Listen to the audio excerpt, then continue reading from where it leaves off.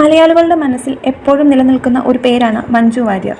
അവർ അഭിനയിച്ച ഓരോ സിനിമയും പ്രേക്ഷകർ ഇരു കൈകളും നീട്ടി സ്വീകരിച്ച ചരിത്രമുണ്ട്.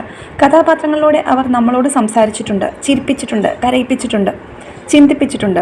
മഞ്ജുവിൻ്റെ ജീവിതത്തിലെ ഓരോ സന്തോഷ നിമിഷങ്ങളും മാറ്റങ്ങളും നമ്മൾ പലപ്പോഴും സോഷ്യൽ മീഡിയയിലൂടെ കണ്ടറിഞ്ഞിട്ടുണ്ട്. അവർ പങ്കുവയ്ക്കുന്ന ഓരോ പോസ്റ്റും ഓരോ പുഞ്ചിരിയും അവരുടെ ജീവിതത്തെക്കുറിച്ചുള്ള ഓരോ ആത്മവിശ്വാസത്തിൻ്റെയും അടയാളമായിട്ടാണ് പലരും കാണുന്നത്.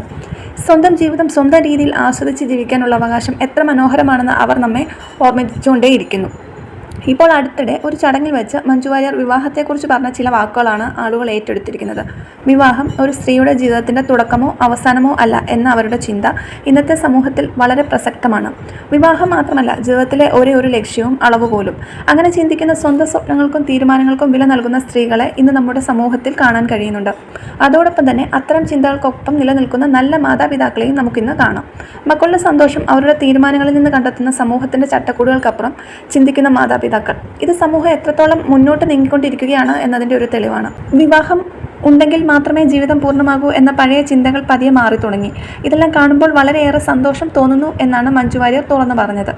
മഞ്ജു വാര്യർ ഇന്നും പലർക്കും ഒരു പ്രചോദനമാണ്. സിനിമയിലൂടെയും ജീവിതത്തിലൂടെയും സ്ത്രീകൾക്ക് സ്വന്തം ശബ്ദം ഉണ്ടെന്ന് അവർ വീണ്ടും വീണ്ടും ഓർമ്മിപ്പിക്കുന്നു. അവർ പറയുന്ന ഓരോ വാക്കിലും ഓരോ തീരുമാനത്തിലും ഒരു പോസിറ്റീവ് എനർജി ഉണ്ട്.